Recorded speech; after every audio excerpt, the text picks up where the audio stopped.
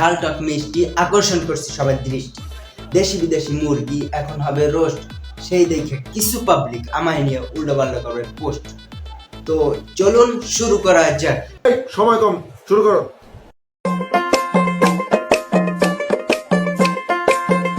বয়স হয়েছে কিন্তু বুদ্ধি হয় নাই, করছে লাফালাফি। জেনারেশন এমন চলছে, ভাইরাল হতে হবে খুব তাড়াতাড়ি।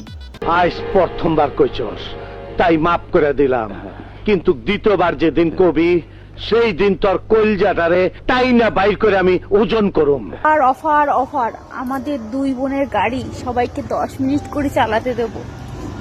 চলছে অফার, দিচ্ছে গাড়ি, যাবে নাকি যাত্রাবাড়ি?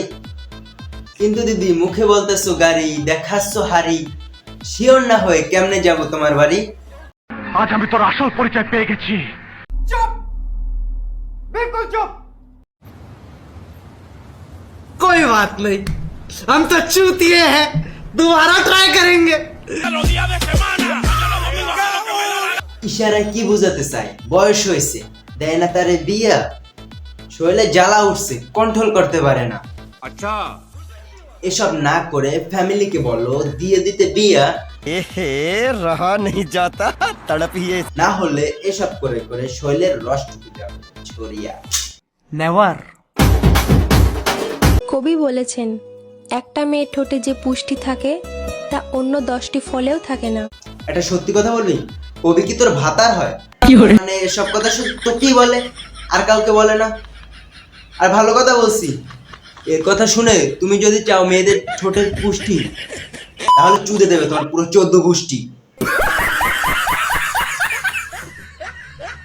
শুধু বিদেশ থেকে টাকা পাঠালেই হয় না, হ্যাঁ, মেয়েকে রোজ পড়তেও দিতে যেতে হয়, শুধু টাকা পাঠালেই হয় না।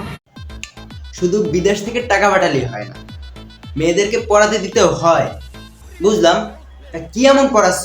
আমরাও তো শুনতে চাই। तेरी दादागिरी निकाल दूंगा मैं।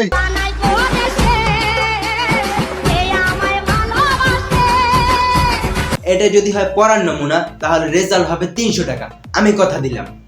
तोबा थारा मूड खराब कर दिया। মা মেয়ে একসাথে যদি করে কাজ, তাহলে টাকার হবে না কোনো অভাব। अभी तो रुको, क्लाइमैक्स अभी बाकी।